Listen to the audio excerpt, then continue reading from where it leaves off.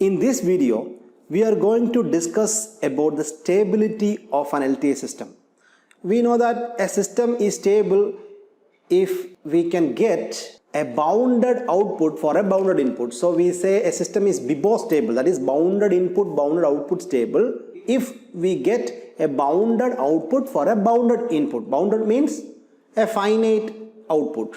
If we get a finite output for a finite input, then such systems are known as BIBO stable.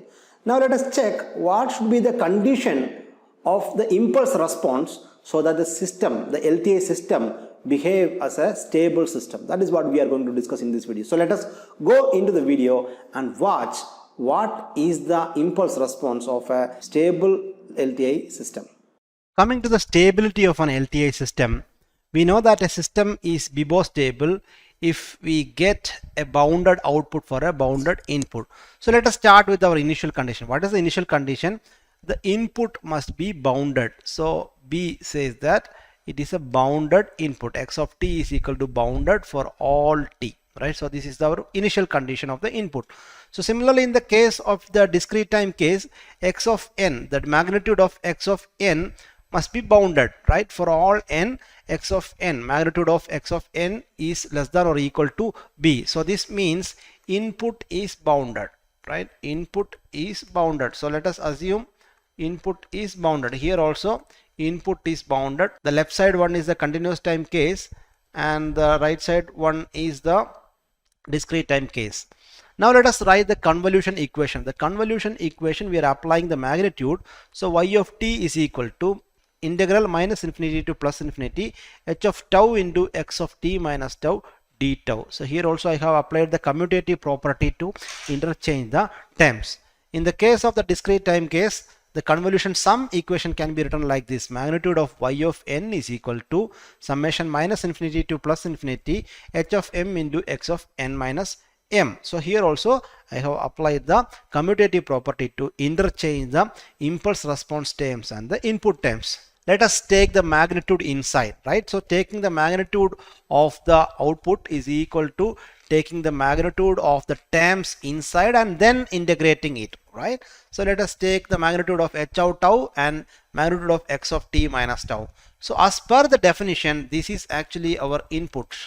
This is actually our input, and we already know that the input is bounded, right? So we know that input is bounded. Input is bounded, right? So we are sure about the input. So let us take this entire term outside the integration and call it as b, because we know that it is a bounded term, right? So what I have did is y of t is less than or equal to b into integral minus infinity to plus infinity h of tau into d tau. So what this equation says, this equation says that if this equation is to be satisfied, that is magnitude of y of t is less than or equal to b into integral minus infinity to plus infinity h of tau d tau, then this inside term should be converging integral, right? Converging integral. What is meant by converging integral? It should converge to a finite value. The integral should not blow up, or the integral should not diverge and go to a big value. Otherwise we can say that absolutely integrable, right? So this inside term should be absolutely integrable so that the entire term in the RHS remains a bounded output, right? So we can conclude that for the system to be bounded, in the case of a continuous time case, impulse response, the integral minus infinity to plus infinity of the magnitude of the impulse response must be less than infinity. That means it should be a finite value. It should be a finite value. It should not blow up into a large value. Then we can say that the system is stable, because we know that the input is already bounded. Input is bounded, then the impulse response also must be absolutely integrable, or the integration of the impulse response should give a finite value, right? Then we can say that the system is stable. If the impulse response is not absolutely integrable or it is not a converging integral, then even if the input is bounded, the output may go unbounded because of the impulse response, right? So while designing the stable system, we must take care of the impulse response, and the impulse response must be absolutely integrable or a converging integral, so that we will get a stable LTI system. So coming to the discrete time system, it is almost equal.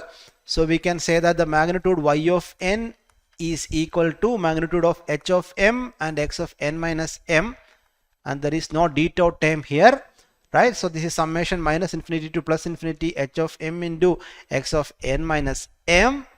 Now we already know that this is the input, and it is bounded, right? The input is bounded, right?